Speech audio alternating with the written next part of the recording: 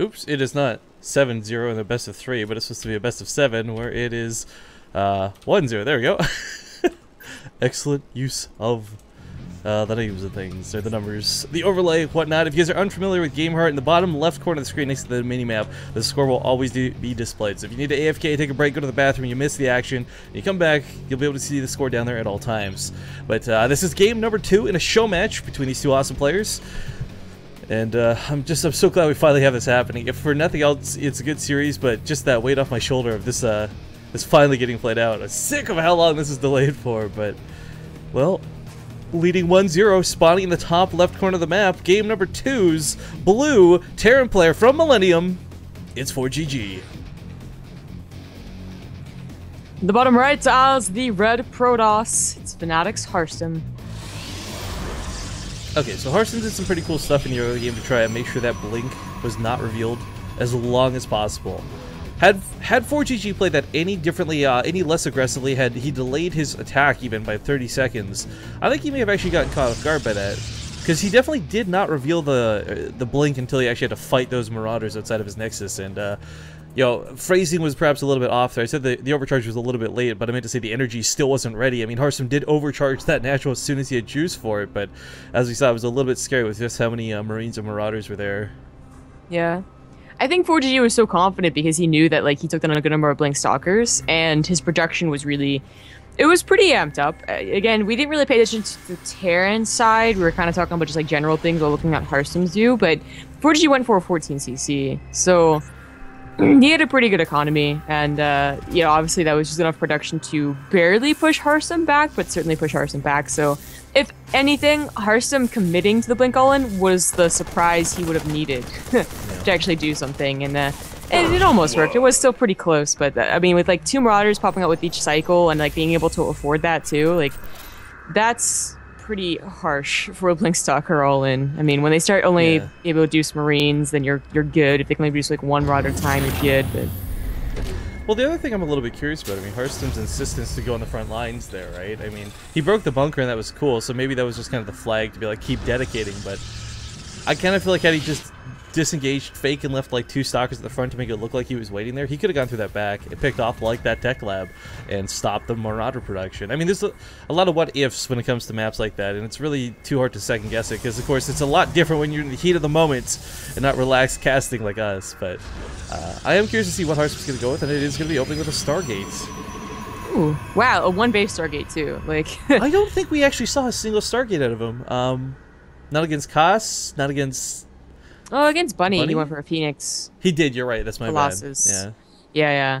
So he could certainly still do that off of this, but, you know, off of 1 base, this is definitely also for just a little bit of cheese. So, you know, it's still going to be an Oracle first, but could incorporate it later, I suppose.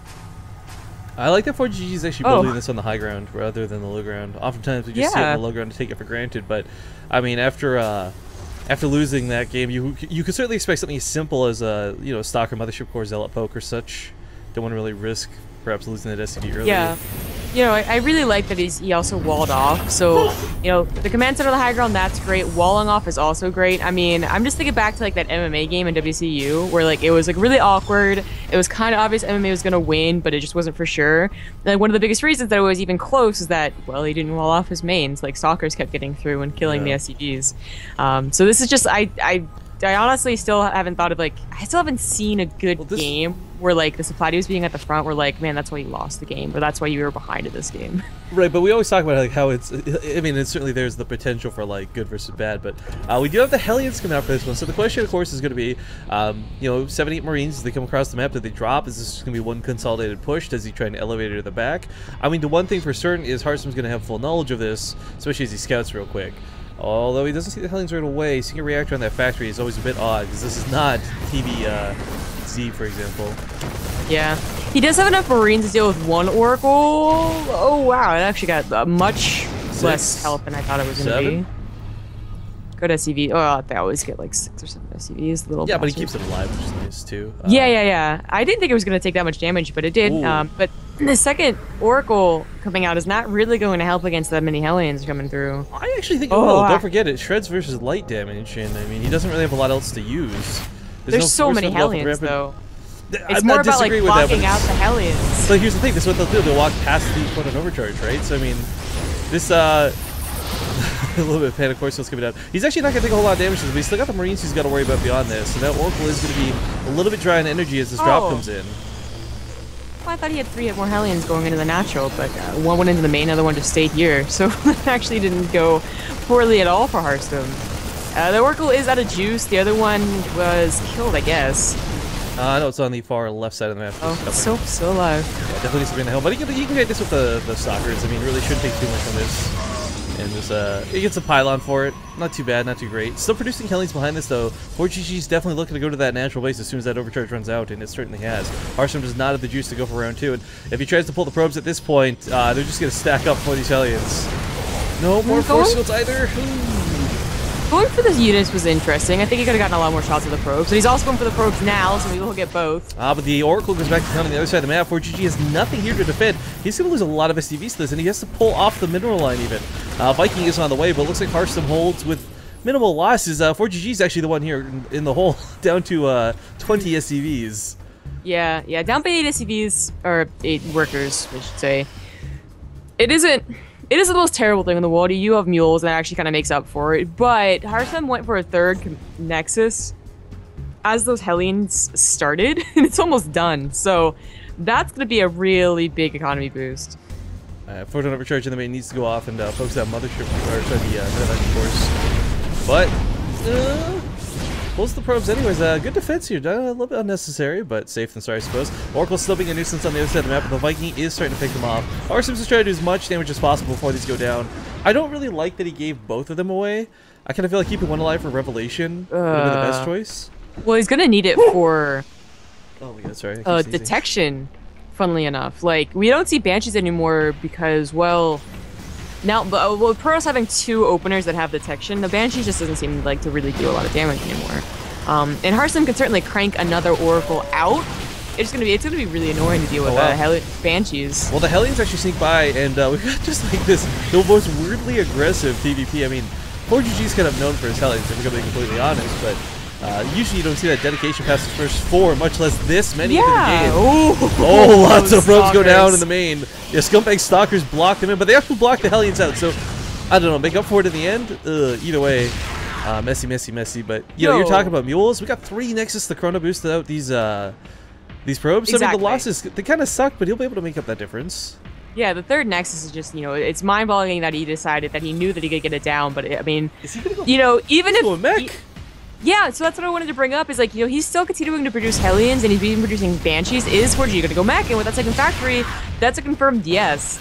Okay, this is really cool. We don't see enough mech, and usually the mech we do see are stuff like Supernova doing it, like cheesy tank abuse or Widowmine abuse in the early game, right? So that's really cool. I'm excited to see ForGG's mech in this. Yeah.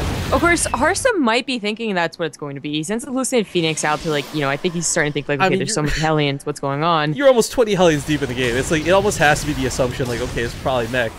And he'll see this 2nd factory, so it's a good scout here. Sadly, does he have no detection? Oh, he has no detection. No. Yeah, like, you know, he would have, if he saw the Banshee, if he saw the Starport sooner, he would have gotten an Oracle. Actually. I thought he lost both of them. Looks like he's not. Sorry, that's my bad on the earlier call. Did keep one alive. Nice. Yeah, that saved a lot of probes. Having to wait for another one to come out would have been terrible. Yeah, for real, because it was depowered. He'd have to actually build another pylon first. Oh, hey, look at that. So I mean, this has been such a scrappy game, and this is, I gotta tell you something, Regret. This is my favorite StarCraft 2. I don't want to see the perfect game of Flash versus S. I want to see Harstem and ForGG scrapping out like this, just slugging blows back and forth. And oh man, here comes a lot of Hellions. Those Stalkers do have Blink. Okay, so yeah, they would have been able to take down too many Hellions, I guess, for ForGG to really just try and run past them with Blink, so I like that. The Photon Overcharge was used to kill a Banshee. Would have been helpful had those Hellions tried to run fast, so ForGG backs off, because now, I mean, like, it's... yes he does. Yes he does. Okay, so there's some really important schools of mech, though, when it comes to this matchup, because you can't just blindly go any mech composition and hope to win. The heavy Hellion count is fantastic in the first place, but The follow-up is going to be the big question, because once Immortals start getting into play, because you're expecting tanks, you're expecting Banshees, whatever the case may be, Immortals are really good to shut down most mech things Terran. So ForGG can either try and invest in Ghosts, which we see less frequent of all options, go heavier on the Widowmine production, or alternatively keep pumping Banshees. Lily Canine is the only Terran player I've seen pump Banshees. Goody's tried to do this, but he's never really had the same success that Lily Canine has TVP. And I really like the Banshee route.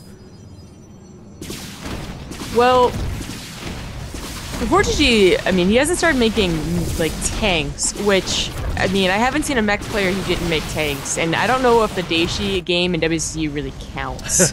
Daishi, okay, for those who never saw that, that was a game where Daishi actually didn't want to try. He was like, you know, fuck it. I made like 50 Hellions, and it actually worked. Yeah, and I feel like that's what ForGG is doing again here. I mean, the Oracle, it would have been able to help, I suppose, had it not been using its energy for detection. Okay, so you don't need Archons to shut this down the same way you would just say, like, Hellbats or something. But I mean, like, all you need to do is get units that aren't going to get trucked on by the Hellions. You get a couple of force fields in place, you use Stalkers, Blink, Micro-Correct. I mean, I think the reason the Hellions worked in that particular instance that you're referring to is just because it caught everything off guard. Harstem's already recognized that's a lot of Hellions. He's not screwing around. As I recall, like, Grubby, like, was playing a normal game, right? So we had, like, Colossus and, like, some Zealots and just, like, you know, not a big Stalker army. So it's a very different composition, but you could see that Harstem was still being very careful with how he did it, you know? He didn't actually flump up his units. He didn't necessarily take the engagements. Maybe with ForGG. Well, what I'm worried about for ForGG is, like, he is playing mech, but he's doing it off of 2 bases so far. I mean, it is a little bit scary to take that third, especially when you know how many Blink Stalkers are in play, but I mean, I really don't have a lot of confidence in the 2-base mech. It's only 2 gases, too. Oh, no wonder he doesn't have any tanks. What little gas he has is going to the Banshees. He's actually pulled off of workers at that natural, so he's just going ridiculous Hellion heavy. Look at this, 3 reactors! This is gonna be interesting. So this is gonna be like the straight-up Daishi style of TPP. It's gonna be very weird. Okay, so to explain why this actually may work, and this sounds like a big joke, but it's not, guys. Even against something like a Colossus, Immortals, Stalkers on mass like this, the thing is, there's no bonus damage that's going to be down. These things hit for 8 damage and they got a long cooldown on their attack. But every damage is going to splash, and that's going to stack up quickly, multiplying the amount of damage significantly. The only downside to this is, though, force fields will be really good at just shutting this down. But God, Zombie God, when have you ever seen 35 Hellions TVP in a non-troll game? No, I've never seen 35 Hellions. I've never seen more than 4! Hellbats, or, I mean, what? I mean, it's usually... Why do you get +1? Like, you're kind of like 2-base all-in at this point. Like, did he even get Blue Flame? No, not even Blue Flame, so yeah, this is interesting all around. This one Stalker, just look at a scout. Banshee still being a nuisance. Like, the thing is, I feel like, on one hand, ForGG had this plan. Like, I don't think this was a troll build where he's like, LOL, I'm really far ahead, right? Like, that never happened. But, like, this is such a weird build to come into the game with. Jesus. Look, 35 Hellions shoot a Stalker like it's half health. Can we just talk about that for a moment? No. I think it would, like, that was weird animation. Like, the flames hit the Stalker, but the Stalker blanked, and then the flames didn't hit or something. Like, that was weird. Okay, so Temple Archives is on the way. Storm is cool to consider, but it's really Archons that I think Harstem has on its mind here. They don't deal the bonus damage here versus Hellions unless they transform into Hellbats, but they've got those shields. They can soak those hits. Look at the supply. It's like all Hellions. I know, this is so stupid. There's like 3 Banshees in this. Look how many Hellions there are.